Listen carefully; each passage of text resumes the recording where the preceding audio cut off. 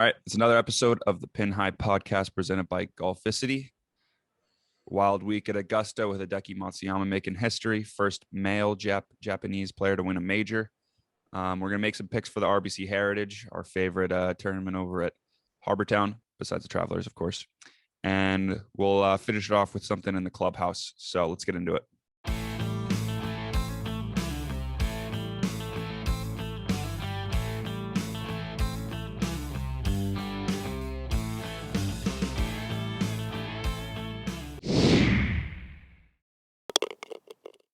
All right, so Hideki Matsuyama.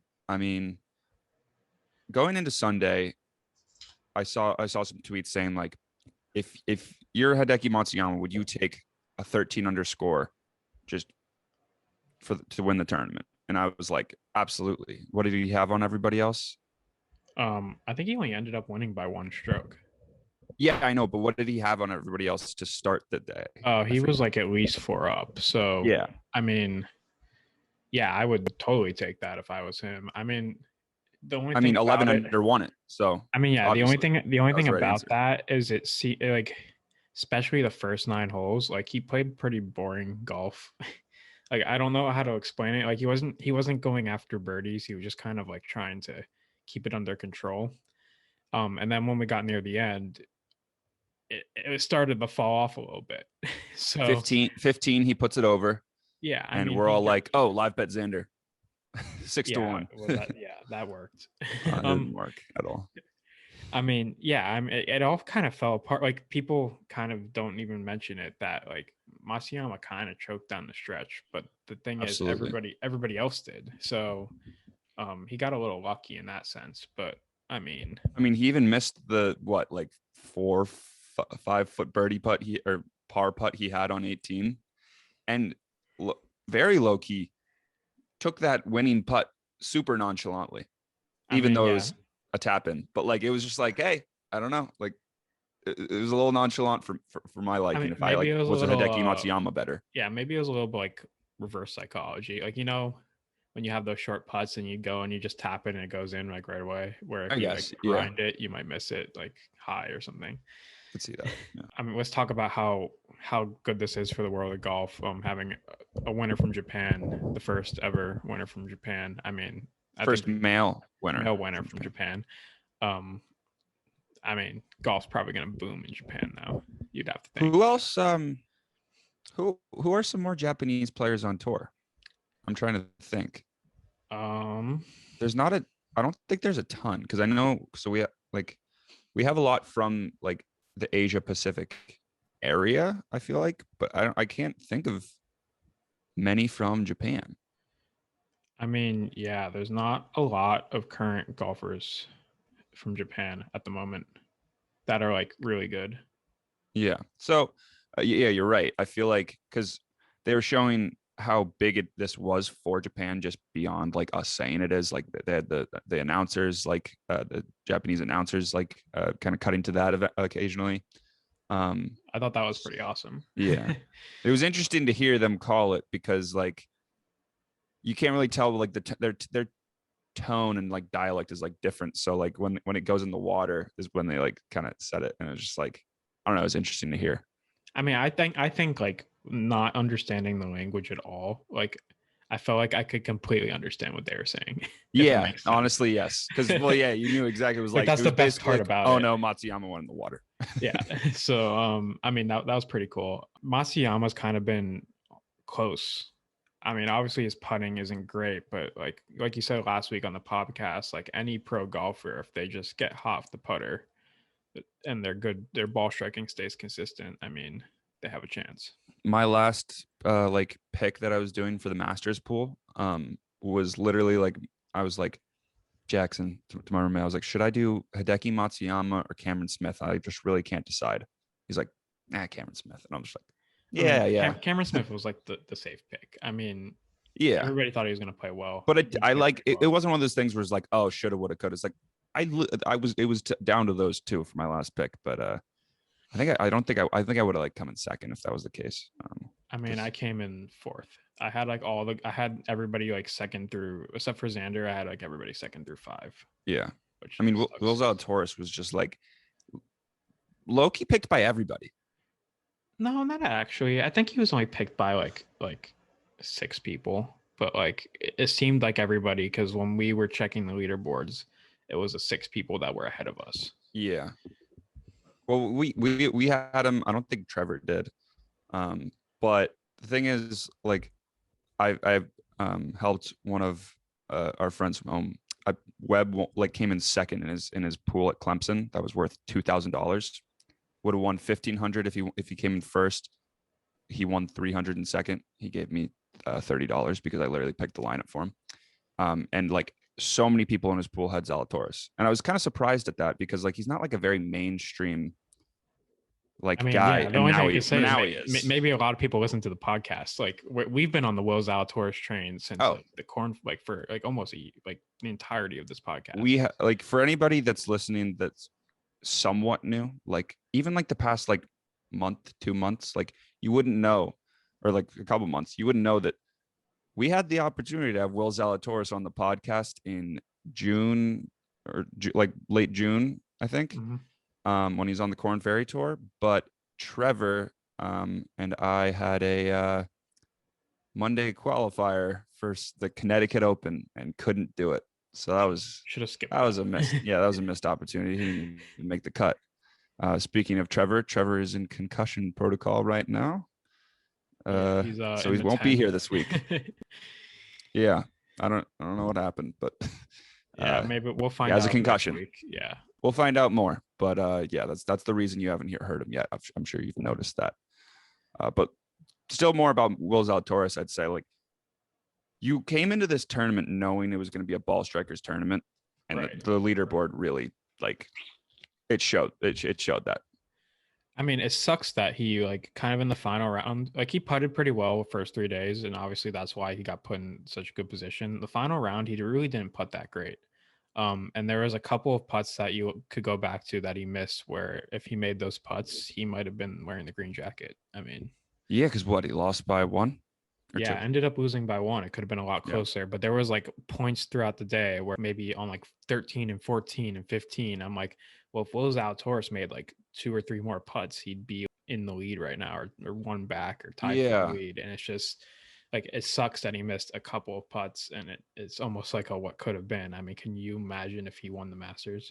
That would have been so awesome. I mean, yeah, that would have been like, I feel like everybody in the golf world, like, Will Zalatoris became mainstream this weekend because of like everybody comparing it. But I feel like anybody who's blonde, they were just like, oh yeah, that's who Will Zalatoris looks like. I mean, the Happy Gilmore one is pretty good.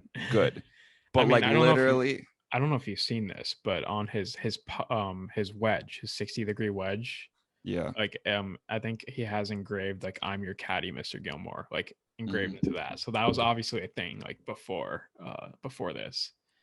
Yeah, but I feel like to a certain extent, like I saw one that somebody tried to post. I was like, okay, that's just a stretch. Like that guy's just blonde.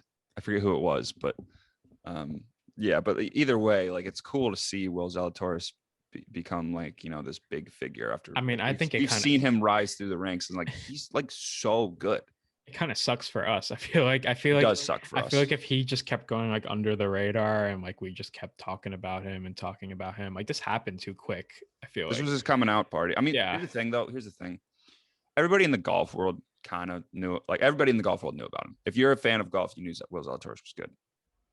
Right. But at the same time, if you're out of the golf world, kind of like, pardon my takes of the world, they love Will Zalatoris right now. It's like, okay, yeah, we don't stand a chance of getting Will Zalatoris on the pod versus pardon my take. Well, so he I haven't checked recently, but like I checked on the Masters Day. So when we reached out to Will Zalatoris, I think he had about 5,000 followers on Instagram, which is really not a lot. He had like 2,000. He had like 2,500. He is up to over 35,000 followers right now. Oh, he's at like, I saw like yesterday it was 72.3K. Okay, yeah. So he was up to 35,000 on Masters Sunday, and now he's up to like 110. Okay, so he went up. Yeah, he went up a ton of followers in the past like week just from playing well at the Masters, which is crazy. Feels bad. Because like we had one thing about him though is like he is so skinny. Like I'm so, like, how does he hit the ball so far? Like, obviously he must be like Mr. Elastic Man or something. Like, I mean, you've seen it in golf. You don't need to be a tank to hit the ball far. Like, I mean, it's just crazy. It's just crazy though that he hits it like he's like top 10 in like driving distance on tour this year or something. yeah, I mean, like, very different type of like analogy, but like Trevor, like on the podcast, skinny guy hits it farther than both of us consistently, at least. Yeah, I know. It just is crazy that he like literally a twig and he's just hitting it so far. Yeah. And like, I mean, we mentioned it last week when I think I had him top debutant, so which Yeah, was pretty much a lock. And Trevor's Canadian top 10, or top Corey Canadian for Connors, yeah, Corey Connors. yeah, that was pretty easy too. I mean, we said it last week, all about the approach game, and his approach game is like near the top of the tour already, and he's in his like first season. Now, Unreal.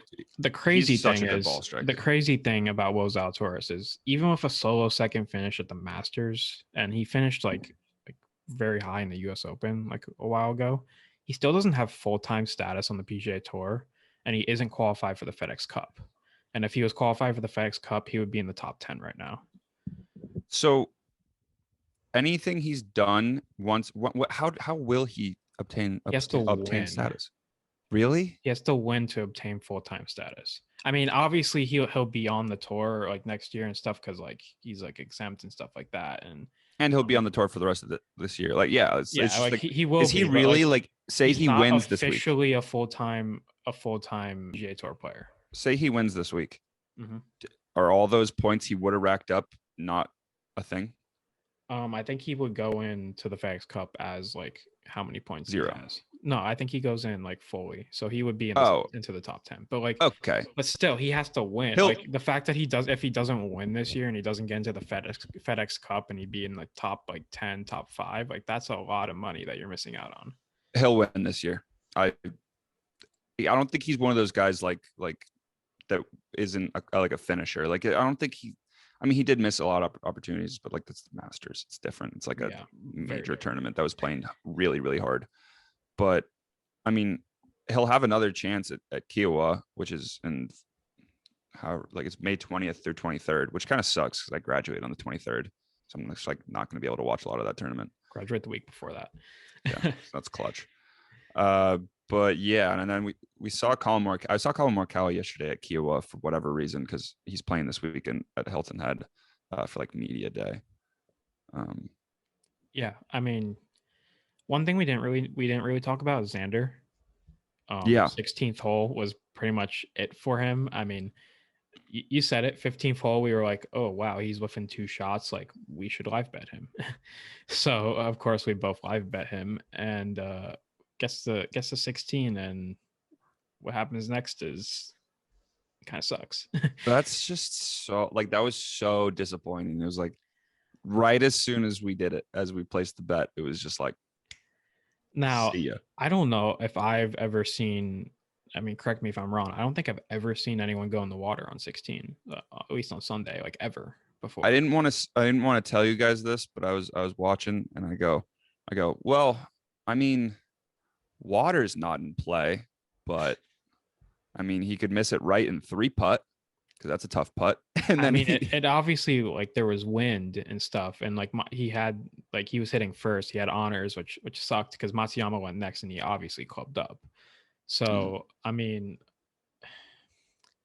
I don't know. Like he must have just got caught in the wind, and he took a super aggressive line. But like on that hole, you hit it to the center of the green, and on the Sunday pin, it's always going to roll back towards the pin. Like you got to hit it to the center of the green. Not, like, if he carries that a yard or 2 further, we're not talking about this. And he probably forces a playoff at least. So I don't know. Did he bogey 17 or 18? I don't remember. I don't think so. But like he triple bogeyed that hole. That was the first time he's made a triple bogey in any major tournament, any round.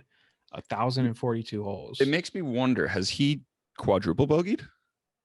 I Or is it probably just like a not. triple? But I yeah, mean, that's Xander's crazy. always up there in the majors, so I would assume that he doesn't have any triples or quads on his card. So, I mean, that's just that you got to feel because he's always in it in these tournaments, and he got very close, and then that happened. So It's just another one of those things where yeah, Xander comes close, and it which is makes me wonder if he'll ever win a major. it is wild. I don't think there was any point in the day or the week where I said like, "Oh, Xander's going to come back and win." I feel like it was always like, "Oh, Will Zalatoris might win," or someone else might win. But I don't think Xander was really that guy for me, even though he was in the final group. I had a feeling when I said to my roommate when Matsuyama was at minus or at 3 under and Matsuyama and Rose was at 7 under or 8 under, I was like, don't sleep on Matsuyama to win this tournament because like he was putting fine, he was scrambling, and he's obviously a ball striker. So it was like that's the perfect combination for Yeah, him to win a tournament. absolutely. I mean, and let's talk about Justin Rose for a second because he went 7 under on the first day, and everybody's like, "Whoa, like chill out, Justin." Like That's everybody else that wasn't like even close to that. And then kind I of think sucked. I was he had a like, 4-shot lead, and then the next 3 days, like I think he just went even par or one over or something like altogether. mhm. So I mean, it's good to see him playing well, but I mean, it's kind He of like doesn't move the what needle. it was kind of a what could have been. Now I don't know if you noticed this, but the driver he was using this week, he was M2, right? using the M1. M1. Okay, yeah. No, I noticed that on like Thursday. I was watching and like nobody really I feel like not a lot of people like are big equipment junkies, but I was like I saw the M and I was like and I saw kind of like a green or gold. Or I was like is that like an M2? And I thought it was an M2, but I guess it was an M1. I mean, he's not contracted to anyone. I think he uses Mizuno irons, which is kind of No. sick. What? Doesn't he use Hanma? No, he got rid of Hama like a Oh, year really? or two ago. Why did Yeah, he just suck with it? yeah.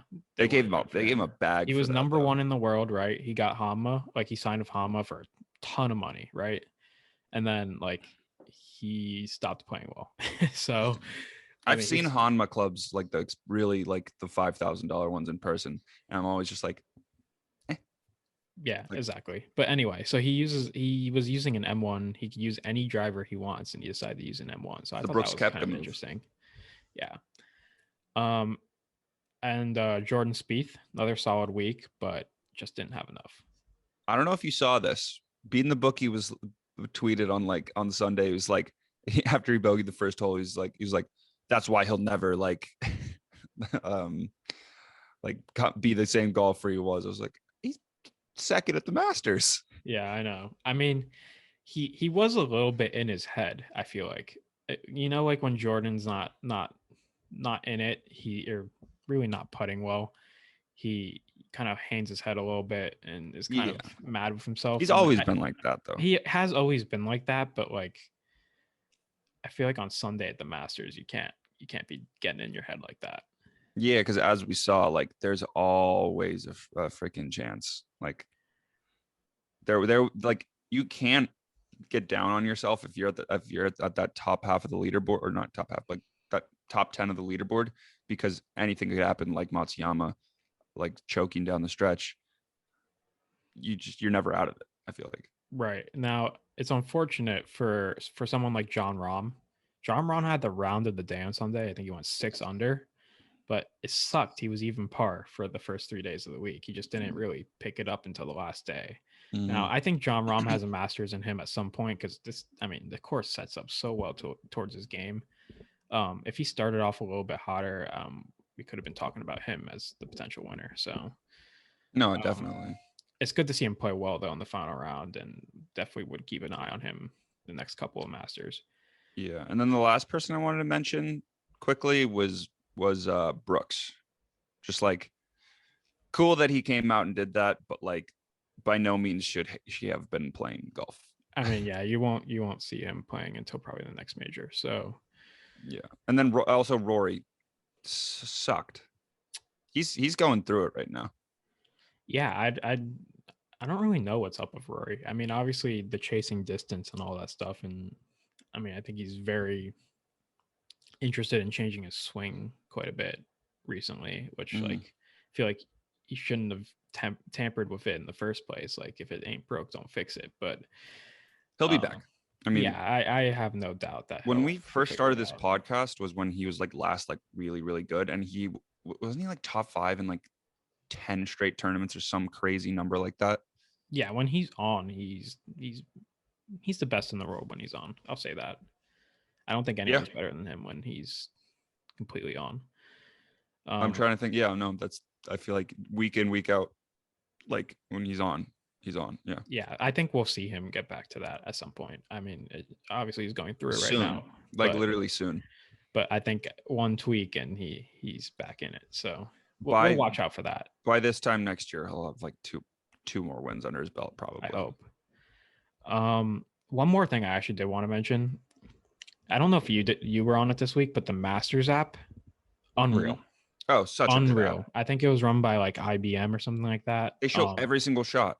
Every shot completely free. Like I don't think it buffered at all. Like once, like no, it didn't. It never buffered. Sometimes it had been updated before you even saw it on TV. That's the next thing I was about to say. I think it is better than what was on TV. Like literally the Masters app, they had it figured out. I wish every app was like that. Like how like PGA Tour app needs to be like that. PGA Tour app is like, well, it's not bad. It's just like it's not just not good. Great. Yeah.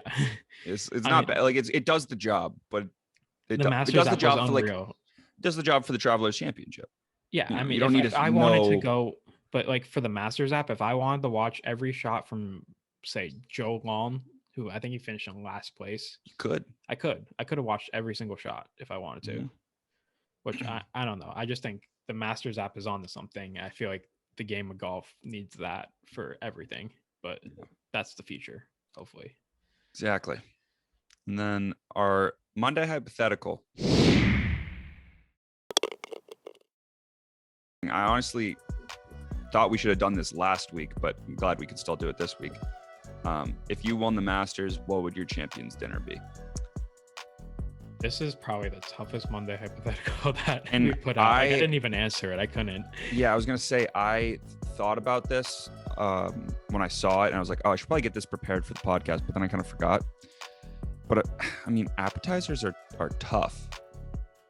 I think I'm going some burrata. Okay. Some burrata for an appetizer, but like with some like nice like garnishes, so it's like fancy for everybody. I'm about to say like the food that I like. Well, because I can't think of an appetizer off the top of my head. I feel like the food that I like doesn't really fit well towards like a fancy. Oh, it doesn't have to be fancy. I mean, I just obviously it doesn't have to be fancy. I just think the appetizer needs to be, but main course.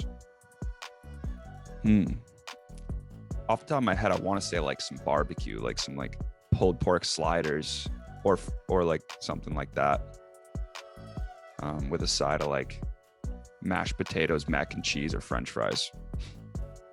That'd be nice. Yeah, that's kind of what I like. Yeah, dude, I love barbecue.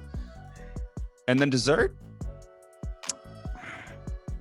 I might have to go with some sort of Oreo dish, but it'd be called cookies and cream because the Masters. Well, obviously, yeah. I don't know what it would be, but yeah, I don't know. I mean, what would you do? Appetizer, I probably go with something buffalo, maybe boneless buffalo wings, something along those lines. Just yeah, one of the favorites. Good. Oh, staple. Oreo cheesecake. I go Oreo cheesecake, okay. But cookies and cream cheesecake. Cookies and cream, yeah. You can't brand it. Yeah. For a meal, now meal's tough. I could go a couple of different directions. I feel like since I went buffalo for the appetizer, I can't like just switch to like Italian for the meal, Why not? You're the Masters winner. I know, but it just doesn't. It wouldn't make sense for you. It doesn't feel right. You wouldn't want that. I feel like either. Yeah, I mean, I feel like for the meal, it would have to be some kind of like fancy either burger or steak, something along those lines. I don't know which one, but something, and it would be called something fancy. But sure. And for dessert, I'd probably have to go with like an ice cream sundae over a brownie with hot fudge. That would be fire. Yeah. And once again, it would be called something. Yeah. I mean, honestly, like those. If I had time, if I had a year to think about it, I probably would come up with something much better than that, but that is straight off the top of my head right there. I mean, I wonder what Hideki Matsuyama is going to be. It's probably going to be pretty fire. I was gonna say it'll be some like really like fancy, like Japanese food. Like is sashimi Japanese? I don't know. Not that cultured, so I don't know. It's like raw. It's raw fish, but like basically, it's like sushi. It's like sushi without the rice. Well, I mean, it will definitely be different for all the people attending the Champions Dinner. You finally got something a little bit out there. Yeah, it'll be interesting. I'm actually kind of excited to see what that'll be next year.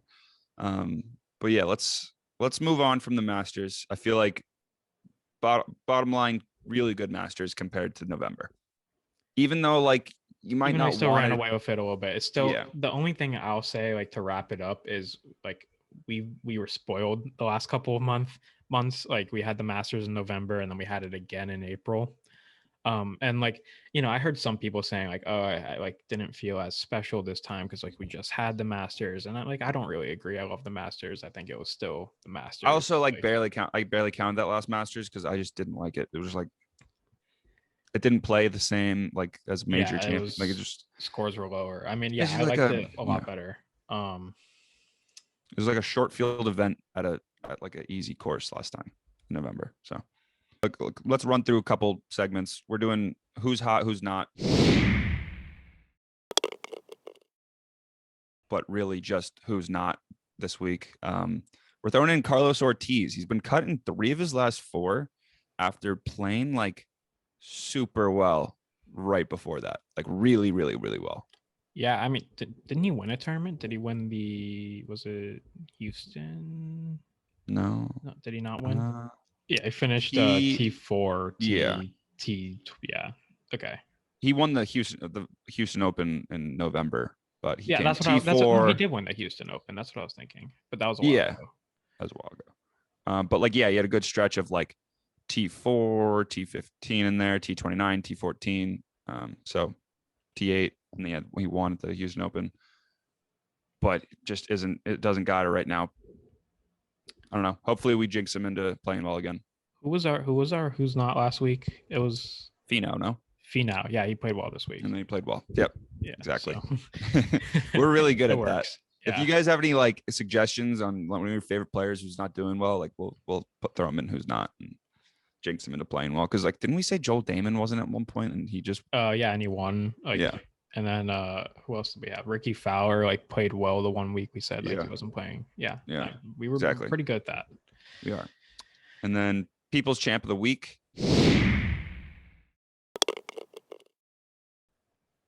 Will Zalatoris. I mean, I feel like we said all the memes and everything. But obviously beyond that, just finishing second in his first Masters, like pretty crazy. And nice little payday there. I read the stat. It was like Will Zalatoris' like career earnings like in every event, and it was like close to $1 million. Maybe I was gonna say what he won like and 1,004,000 or something. Yeah, and then it was like Will Zalatoris' winnings in the Master, and it was like more than that. So it was just over $1 million, which is doubled his earnings there. Exactly. And then stat of the week. You want to do this one? Yeah, sure. So stat of the week, I heard this one on Sunday. Jordan Spieth is the first person in the history of the Masters to birdie number 10 all 4 days.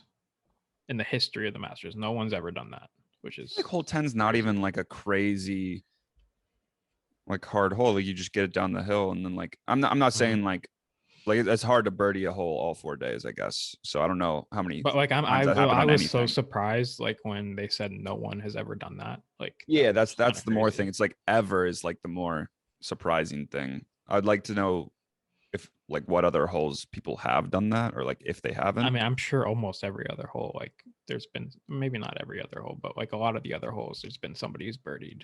I mean, the par 5s for sure. Oh yeah. Yeah. So I don't know. That's interesting though. So let's get into skins for our favorite, one of our favorite tournaments, the RBC Heritage. But first we'll get a little word from Roback. I mean, you're wearing the Roback shirt. They fit so well, just like in general, like, but at the same time, they're like very stretchy. It's not like, doesn't feel too nice. They're tight on you, but in a good way. They're light. They're like light fit. Like you don't feel like you're wearing this like heavy shirt. Like it's perfect for summer golf. Yeah, and then for my birthday, which was yesterday, I got a Rowback like hoodie, and the new hoodies. Let me tell you, the new hoodies are like actually so nice. I put this thing on. The Rowback's like right on the logo's like right on the shoulder. And it's kind of like you don't see that a lot. I feel like with logos and sweatshirts. Very nice touch, and just in general, it's like the perfect light, like but nighttime not light. walking on the beach, like Exactly. you said. Yeah. Or like early morning golf if you are so inclined to be part of the hoodie gang for golf, because it's a golf brand, so I feel like you could wear that on the golf course. Right. So yeah, go to the link in our bio on Instagram at the Pen High Pod, and it's in the link tree, which add it to your cart and you'll see it. Yeah, 20% or is it 15% off? It's 15% off. 15% off. Still, I mean the hoodie is like, I forget how much money it is, but 15% off, pretty good deal, and it's a nice hoodie. It's gonna be in my arsenal a lot. So let's get into the course preview and skins.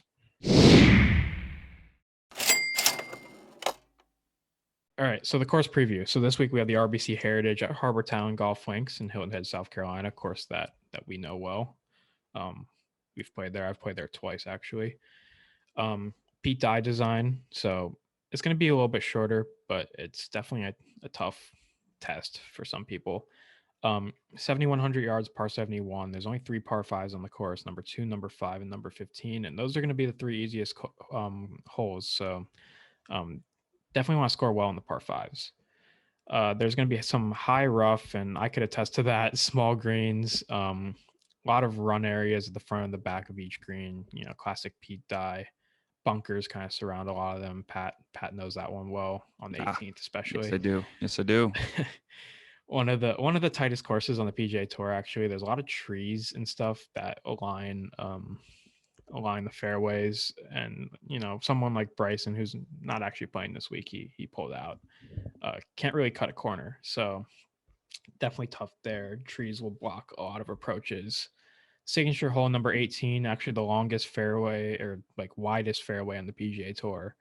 The first shot, you kind of just play 2 shots over the coastline. First shot, like 280 to 300 yards, and then 170 into the green, and you're playing right into the lighthouse at Harbor Town that you can see in the background here, if you're watching on YouTube. Other than that, key stats: driving accuracy. You want to keep in the fairway this week. Like I said, there's a lot of trees and stuff, so if you end up right or left, you're going to be punching out, or you're going to be out of bounds. Strokes gained or ball striking is always important. Strokes gained approach obviously is a big stat everywhere, especially here. And strokes gained putting. Greens aren't that fast, but they could be tricky. Classic Pete Dye greens with levels. So those are some stats to watch out for. Some of the past winners: Webb Simpson won last year. I think that was actually one of our first winner picks on the podcast. Yeah, it was. Maybe it was our second. Our first one was, I think, Daniel Berger the week before. Daniel Berger, yeah. CT Pan 2019, Satoshi Kodiara. So I think that's a Japanese golfer right there. That we couldn't think of. Yeah. Wesley Bryan, Brandon Grace, Jim Furyk, Matt Kuchar. So not a lot of long hitters there. But guys who keep it in guys the who hit fairways and ball strike well. So definitely something to watch out for this week. Okay, so Trevor's not here for DraftKings this week, but we'll throw in something for him for bets, just to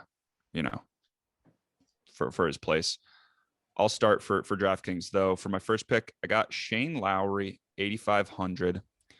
He's T3 here in 2019, which is like that tournament was actually in April, so the course might be playing a little different from like it will be playing the same as then like last year, as opposed to last year, which was in like June, right? Mm-hmm. So yeah, he's pretty good right now. He's 8th at the Players, 21 at the Masters. Pretty efficient off the tee. He's 35th in strokes gained off the tee, and 33rd tee to green. I like him. Yeah, that's a good pick. My first pick, I'm gonna go with Harris English. He's 8,400 this week, which is a little bit high, but he's kind of rounding back in the form after a stretch of bad golf. He was T21 last week, T26 at the Arnold Palmer Invitational, which was like the last tournament he played before this. He's 36 in driving accuracy, 35th in strokes gained putting. He's 10th in par 5 scoring, which is pretty important this week.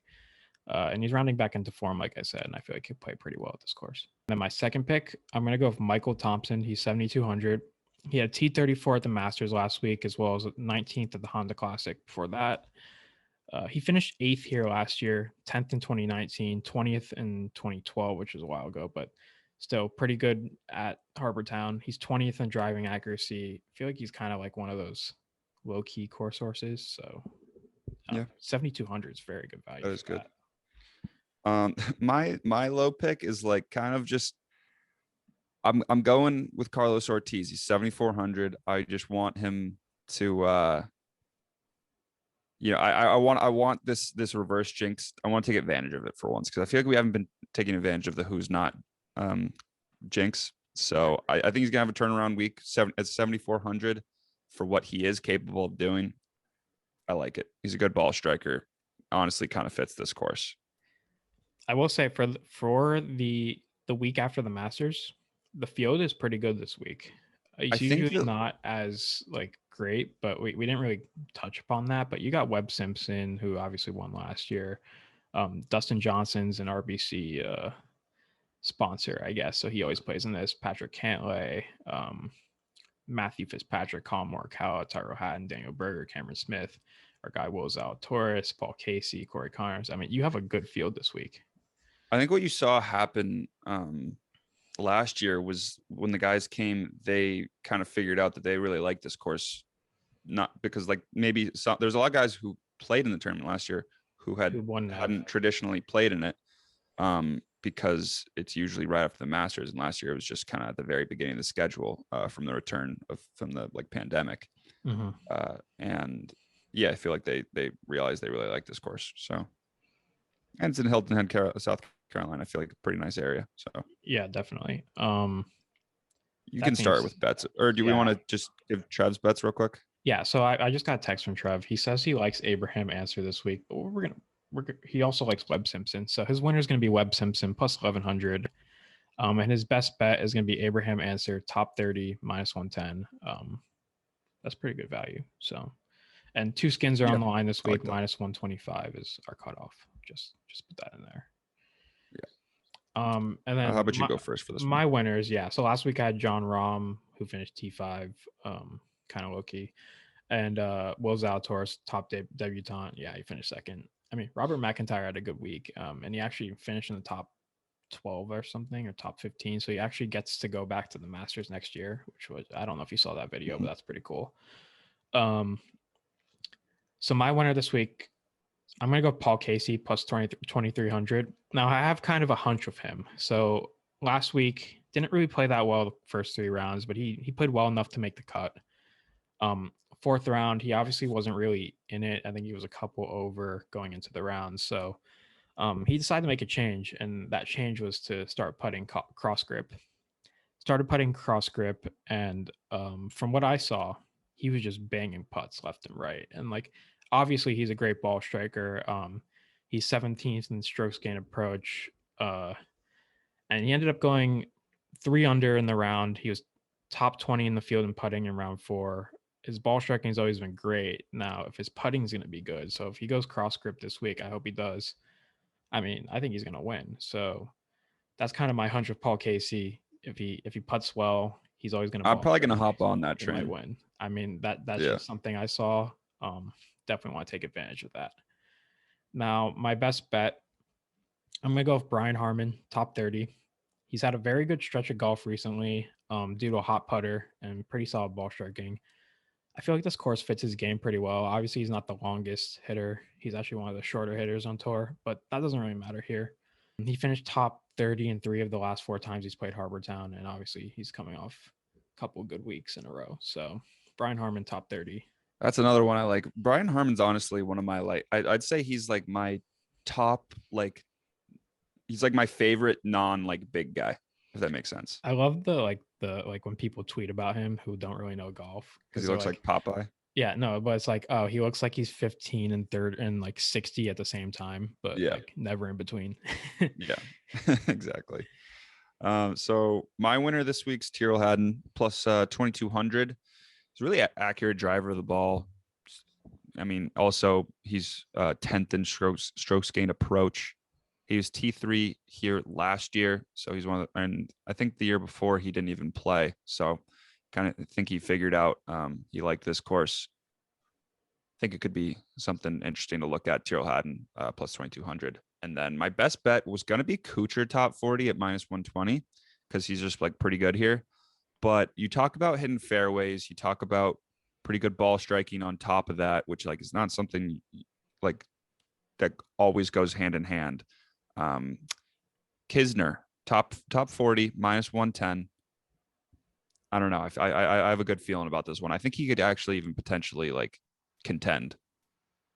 Yeah, I mean, I feel like when you take distance out of play at a lot of these courses, Kisner's kind of always up there. So yeah, I feel like I mean, I always go as far as to say like I'm on my own. I'm gonna like maybe take like a top 10 for Kisner, just with some value.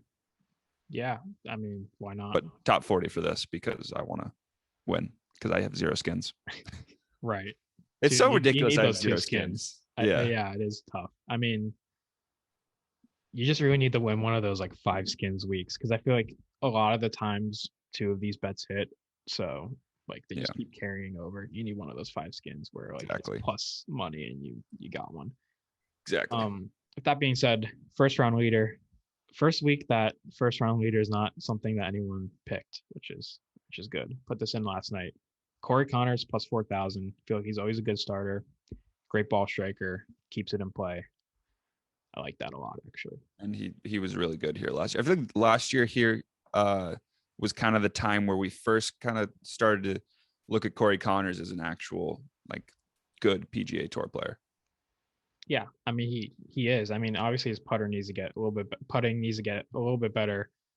He didn't have a great Sunday. Yeah. Sunday, dude, he was hitting the par 5s and 2 and then 3 putting. He did it twice. Yeah, it sucks. I mean, if the putting gets there, which I think it will at some point. I mean, if that's the only thing you really need to work on, is ball striking has been good forever. I mean, watch out. I won $50 on Corey Connors this weekend. Had $10 on him to finish top 10. Pretty solid. Pretty good. Yeah. You were holding on to that one.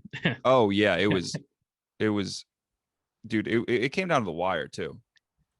Yeah, I mean, he birdied 18, but he didn't need to, but it was looking shaky there because he was like 3 over on the round or something. Unfortunately, like that. I had Cameron Smith top 5. He ended up T10, but like there was a moment in time where I was like, he was 7th or something, and I was like, oh my, I might get this.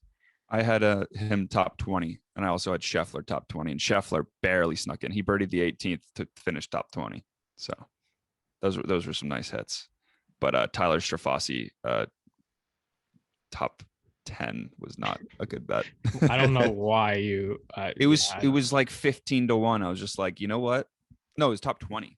Like an amateur top 20. An usually plays well in the exactly Masters, is what you said, but like there was only 3 M's this year, so it was 15 to 1, and it was top 20, not 10. So like I don't know, I just feel like it was possible. All you would have had to do is shoot 1 under, which he came nowhere close to doing. But I was say, did the 3 amateurs finish in the they all got cut. Yeah, well, in the last 3 places though. I don't know. Sungjae M was really bad. Well, Sungjae M had 1 really bad hole, and I think he made a 10 on one of the holes. So let's get in the clubhouse. What do we want to do this week? We got options. We'll leave guess where for when there's 3 of us. We could do birdies and bogeys.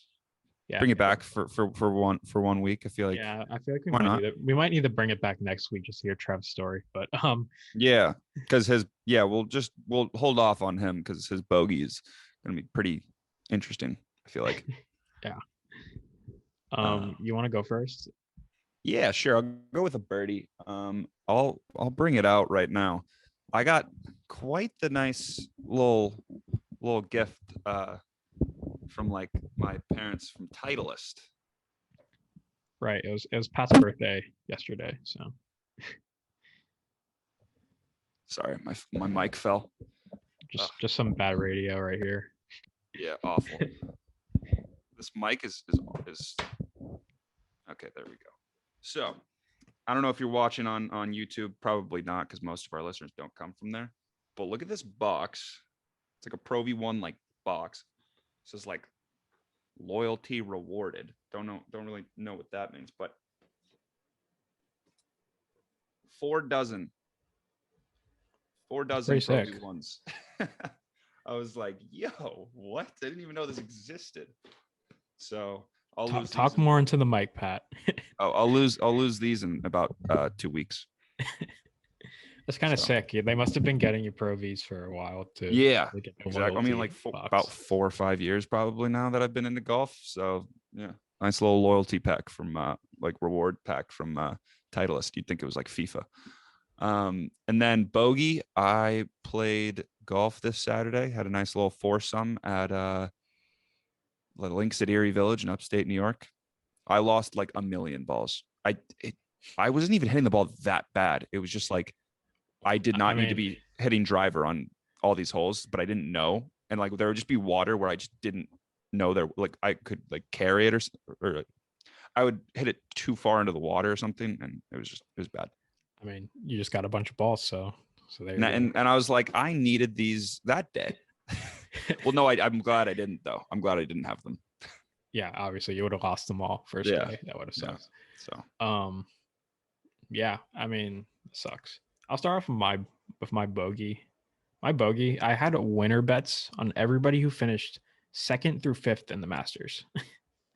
Every single one of the players who finished 2nd through 5th, I had a winner bet on at some point, which is kind of annoying. The only person I didn't. I had something like that, honestly. Yeah, like I had Zalatoris, I had Schauffele, I had Spieth, I had John Rahm. Like, yeah, I mean, John Rahm never actually really had a chance, but no, but like I had him before the tournament, and he still finished 5th. Like if he played better the first couple of days, just throw top 5 bets on all those guys, and you would have made a lot of money. I know, right? Especially Will Zalatoris. Probably would have made a lot of money. Yeah. Birdie of the week. I think I'm playing golf this weekend again for the second time this semester. So good to get back out there. Today. Hopefully.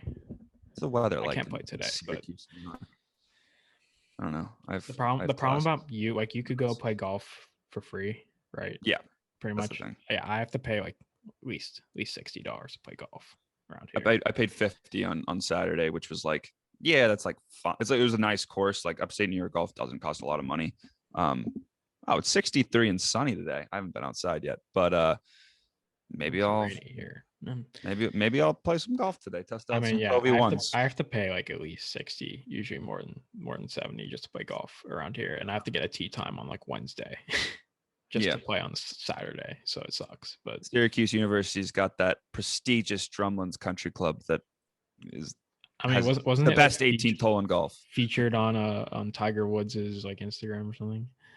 It was featured on Tiger Woods' Instagram somehow. The 18th hole is a 190-yard par 3 that plays 145 yards because it's straight downhill and it's off a mat.